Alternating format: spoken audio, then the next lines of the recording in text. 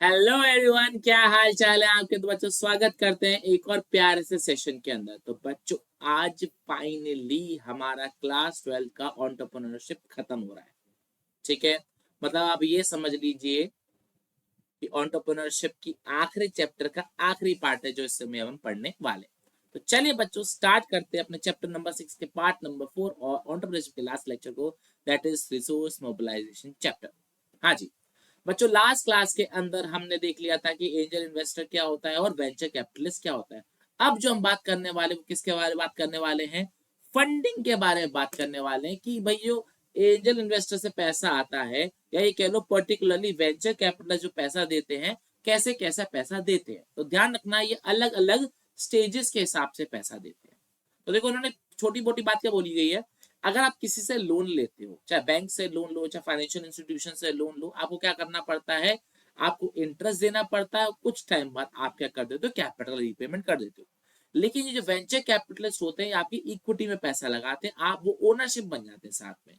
ठीक है, तो आप मुझे एक बात बताओ, किसी को साथ में मालिक तभी बनाओगे ना जब आपको उसके बारे में अच्छे से जानकारी होगी, या किसी को भी अपने साथ का मालिक बना लोगे पूरी जानकारी लेने के बाद बनाओगे। तो वही बात इन्होंने यहाँ पर आपको समझाई हुई है कि देखो जब हम लोन लेते हैं तो लोन लेने वाले पर्सन को हम इंटरेस्ट दे देते हैं, रीपेमेंट ऑफ कैपिटल कर देते हैं, चाहे बिजनेस चले चाहे ना चले उसको कोई मतलब नहीं, हम उसका पैसा लौटा देते हैं। लेकिन जब वेंचर कैपिटल जो होता है तो वो इक्विटी में पैसा लगाता है, वो आपकी ओनरशिप लेता है। और क्योंकि वो ओनरशिप लेता है तो उसकी बहुत सारी रिक्वायरमेंट होती है कि ऐसा नहीं होना चाहिए, वैसा होना चाहिए, ये देखो वो देखो, बहुत रिस्ट्रिक्शंस और बहुत सारे कंडीशंस लगाता है। तो ध्यान रखिएगा किसी भी वेंचर कैपिटल लेने से पहले आपको बहुत ज्यादा केयरफुल इवेल्युएट करना पड़ेगा कि कल को वो आपके बिजनेस में गाइडेंस देने की जगह पे इंटरफेरेंस करना ना चालू कर दे। तो इस चीज का आपको थोड़ा सा ध्यान रखना है। चलो बात करते हैं वेंचर कैपिटलिस्ट का मेनली रोल क्या होता है, वो क्या करते हैं। तो क्या दे रखा है, venture capitalist are very selective in deciding what to invest and as a rule of thumb वो क्या क्या चीजों को ध्यान में रखते हैं। तो देखो सबसे पहले पैसे मांगने वालों की तो कमी नहीं है, लेकिन पैसे देने वालों की कमी है। तो ये क्या करते हैं, या भाई समझ लो उनका मानना है कि 400 इनके पास आइडियाज आते हैं तो जाके ये एक में पैसा लगाते हैं। ठीक है, वो बहुत ज्यादा मेन क्वालिटीज देखते हैं। क्या क्वालिटीज देखते हैं कि ये क्वालिटी होगी तभी हम पैसा लगाएंगे, अदरवाइज नहीं लगाएंगे। अच्छा टेक्नोलॉजी, क्या टेक्नोलॉजी अच्छी होनी चाहिए, जल्दी बिजनेस ग्रो करने वाला और चाहिए, स्लो ग्रोथ वाले बंदे को पसंद नहीं आता। आजकल सबको पैसा जल्दी कमाना है, ठीक है ना। इसके अलावा बिजनेस मॉडल बहुत अच्छा होना चाहिए, या ये कह लो कि मैनेजमेंट टीम जो बिजनेस चलाने वाली टीम है वो थोड़ी सी अच्छी होनी चाहिए। लोग आप पर पैसा लगा देंगे, आपकी काबिलियत पे पैसा लगा देंगे, आपकी बड़ी प्रोडक्ट में दम ना हो, क्योंकि उनको पता है कि आप दम निकाल दोगे। ठीक है, इसके अलावा 3 से 7 साल के लिए पैसा लगाते हैं, उसके बाद वो एग्जिट ले लेते हैं। एग्जिट कैसे ले लेते हैं, मैंने आपको पहले ही बताया था वेंचर कैपिटलिस्ट वाली वीडियो के अंदर, मैंने आपको बताया था कि जैसी मार्केट में शेयर खरीदना बिकना चालू हो जाते हैं या अपने शेयर्स बेच के चुपचाप बाहर निकल जाते हैं, कंपनी से अपना वास्ता तोड़ लेते हैं। ठीक है ना। और इन्होंने क्या दे रखा है, ये ऐसे वेंचर्स के टूवर्ड आते हैं जिसमें बहुत जल्दी ग्रो होने के चांसेस होते हैं। तो ध्यान रखिएगा किसी भी वेंचर कैपिटलिस्ट को से पैसे लेने से पहले आपको बहुत अच्छे से ड्यू डिलिजेंस करना चाहिए, देख परख के आपको फैसला लेना चाहिए कि किससे पैसे लें किससे पैसा ना लें। ध्यान रखना, क्योंकि इक्विटी में अगर पैसा लग गया तो तब तक उनको पैसा वापस नहीं मिलेगा, या तो आप नहीं लौटाते उनको पैसा, या फिर मार्केट में शेयर बिकने ना चालू हो जाए तो इजिली इनका पैसा बाहर नहीं आता है। लेकिन ये फिर इंटरफेयर करना चालू कर देते हैं, तो इस चीज का थोड़ा सा ध्यान रखना, वरना आपकी इंटरफेरेंस बढ़ जाएगी, आपके बिजनेस में उनकी इंटरफेरेंस बढ़ जाएगी। चलिए अब बात करते हैं कि कब आप वेंचर कैपिटल से पैसा ले सकते हो।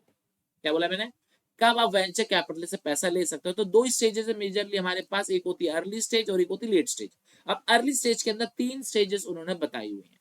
तो अर्ली स्टेज के अंदर पहली स्टेज हमारे पास सीड कैपिटल, दूसरी हमारे पास प्री स्टार्टअप या स्टार्टअप, और थर्ड हमारे पास आता है सेकेंड राउंड फाइनेंसिंग। सबसे पहले बात करते हैं सीड कैपिटल फाइनेंस के बारे में।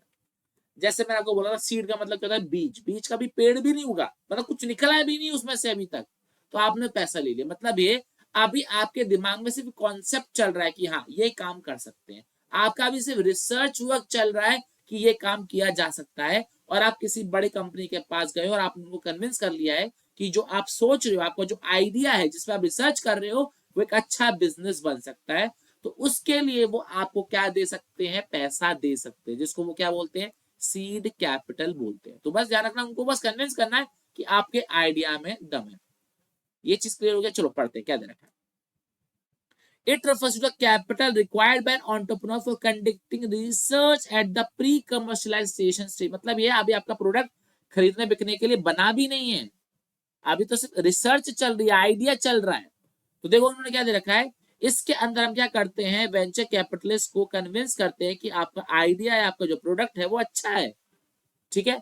फिर जो आपका इन्वेस्टर होता है, वेंचर कैपिटलिस्ट होता है, वो चेक करता है क्या आपके आइडिया में पैसा लगाना इकोनॉमिकल फीजिबल है कि नहीं, क्या मतलब उसको पॉसिबल है कि प्रॉफिट होगा कि नहीं होगा, क्या आपके पास वो टेक्नोलॉजी है, क्या वो काम कर पाओगे नहीं कर पाओगे। अगर वो दोनों चीजें कंफर्म हो गई कि हाँ ये आप काम कर सकते हो, इसमें प्रॉफिट बन सकता है, तो वो आपके बिजनेस के अंदर पैसा लगा लेगा।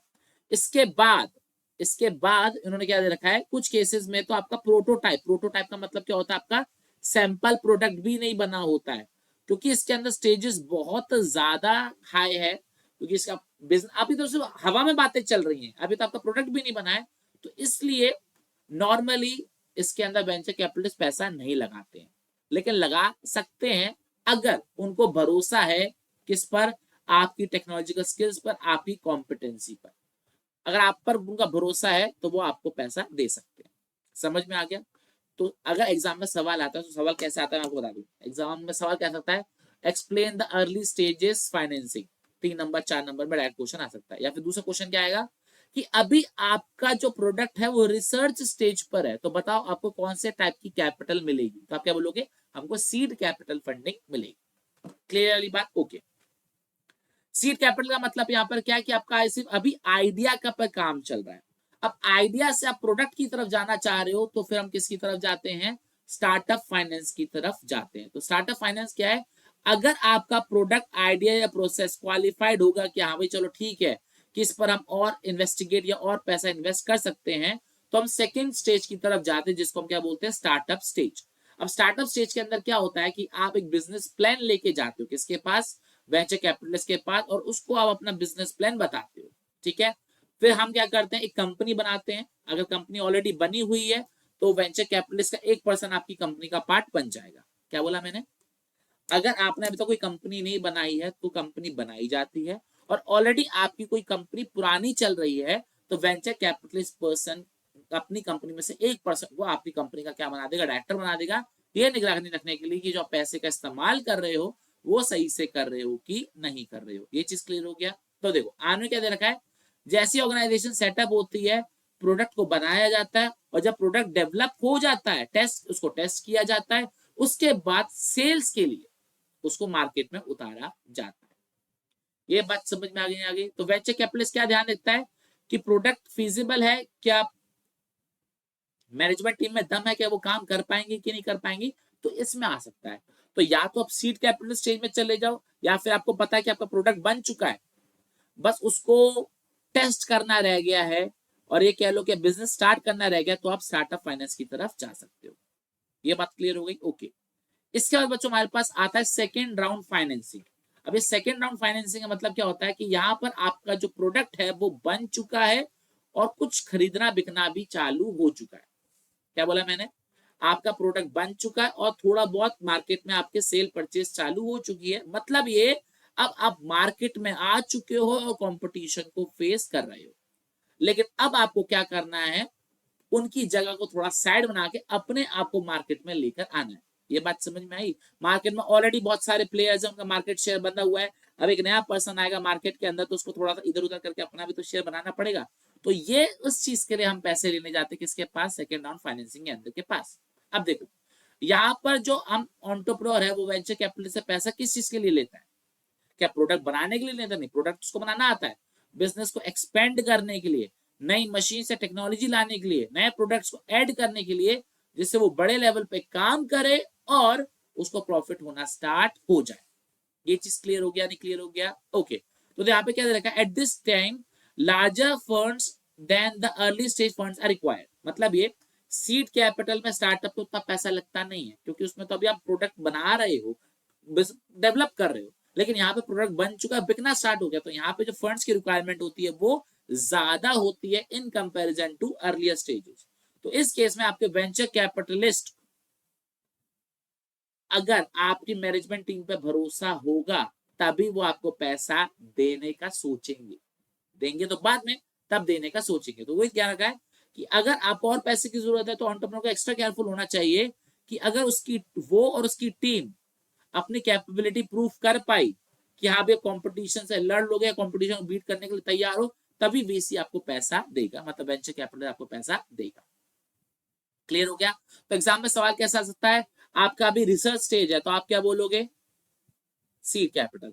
आपका प्रोडक्ट प्रोटोटाइप बन गया, उसको टेस्ट करना है और मार्केट में इनिशियल सेल्स करनी है तो आप क्या बोलोगे, स्टार्टअप कैपिटल। अच्छा, प्रोडक्ट बन चुका है, आपको बिजनेस को एक्सपेंड करना है तो सेकंड राउंड फाइनेंसिंग। क्लियर हो गया? ओके।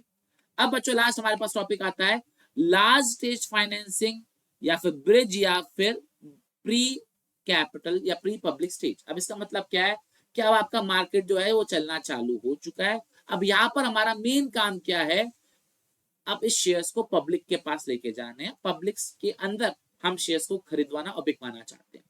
एक तो होता है प्राइवेट कंपनी जिसके अंदर प्राइवेट लोग ही शेयर्स को खरीदते बेचते रहते हैं, आपस में एक्सचेंज करते रहते हैं, और एक कंपनी होती है जिसके अंदर पब्लिक पैसा इन्वेस्ट करती है। तो अब हमारा मेन काम क्या होता है कि इस कंपनी को कहां लेकर जाओ, पब्लिक के पास लेके जाओ और पब्लिक का शेयर्स खरीदना बेचना चालू हो जाए, जिससे हमारे जो वेंचर कैपिटलिस्ट हैं वो अपने शेयर्स बेच के पब्लिक को बाहर निकल जाए। तो क्या दे रखा है, this is the last stage of venture capital process, the main goal of this stage is to go for the venture to go public so that investor can exit from the venture with a profit। ये बात समझ में आई? तो आपसे exam में सवाल आता है कि हाँ भाई कौन सी स्टेज ऐसी है जिसमें इन्वेस्टर एग्जिट करने का प्लान बनता है, तो आप क्या बोलोगे, प्री पब्लिक स्टेज या फिर लार्ज स्टेज फाइनेंसिंग। क्लियर हो गया? ओके। यहां पर इस स्टेज तक जब आप मार्केट में पब्लिक में शेयर्स खरीदने बेचने की पोजीशन पर आ जाते हो तो इसका मतलब क्या है, आपकी मार्केट में ऑलरेडी स्टैंडिंग हो चुकी है, आप अच्छा खासा प्रॉफिट कमाना चालू कर चुके हो। ठीक है, तो इस केस में आप दूसरी कंपनी के साथ मर्ज कर सकते हो। ठीक है, आप नए कॉम्पिटिटर्स को मार्केट में आने ही नहीं दोगे, आप एलिमिनेट कर दोगे कॉम्पिटिटर्स को, या फिर बिजनेस को डेवलप करने के लिए और पैसा डेवलप कर लोगे। ये चीज क्लियर हो गया? तो बस यही बात इन्होंने यहाँ पर दिमाग में रखी हुई है।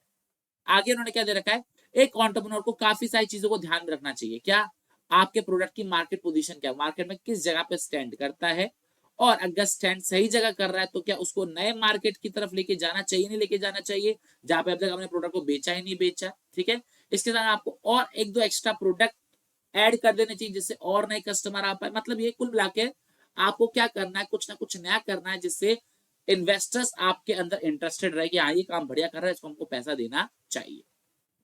क्या ये बात समझ में आई कि नहीं आई, पहले तो मेरे को ये बताओ, पक्का क्लियर है तो बताओ। ओके चलो। और बच्चों लास्ट में इन्होंने क्या दे रखा है, एंटरप्रेन्योर्स टू वॉच आउट। अब इसके अंदर घुमा फिरा के बाद एक छोटी मोटी बात बोली है, इसको आप कर देना रीड, और कुछ इसके अंदर खास नहीं है। ठीक है बच्चों, अब इसके बाद अगला टॉपिक आता है स्पेशलाइज फाइनेंशियल इंस्टीट्यूशन। बच्चों मैंने इसको आपको क्या करा दिया था, रेड मार्क करा दिया था। रेड मार्क का मतलब क्या है, ये हमारे सिलेबस का पार्ट नहीं है। मतलब बच्चों अब जरा देखो यहाँ तक लास्ट देखो, अब ये कुछ भी हमको नहीं पढ़ना। क्या बोला मैंने, कुछ भी हमको नहीं पढ़ना। समझ में आई चीज? ओके। तो मतलब बच्चों इसी के साथ, क्या बोला मैंने, इसी के साथ हमारी क्लास 12th की एंटरप्रेन्योरशिप होती है खत्म। तो बच्चों बहुत मजा आया मुझे ये सब्जेक्ट आपको पढ़ा के आया हूँ, आपको पढ़ के भी मजा आया होगा। तो चलिए बच्चों मिलते हैं अगले सब्जेक्ट की ओर जिसके अंदर हम आपको कुछ नया पढ़ाएंगे। तो बच्चों वीडियो पसंद आए तो लाइक करना, चैनल को सब्सक्राइब करना, और डिस्क्रिप्शन के अंदर प्लेलिस्ट का मैं लिंक दे रहा हूँ। पूरी एंटरप्रेन्योरशिप मात्र हमने 13 घंटे के अंदर खत्म कर दी है। तो बच्चों इससे बढ़िया तो एंटरप्रेन्योरशिप आपको कहीं नहीं मिल सकती। तो चलिए बच्चों आपसे मुलाकात करते हैं अगली क्लास के अंदर। टिल देन में बहुत बहुत ख्याल रखना। जय हिंद, जय Bharat, tata bye bye, take care.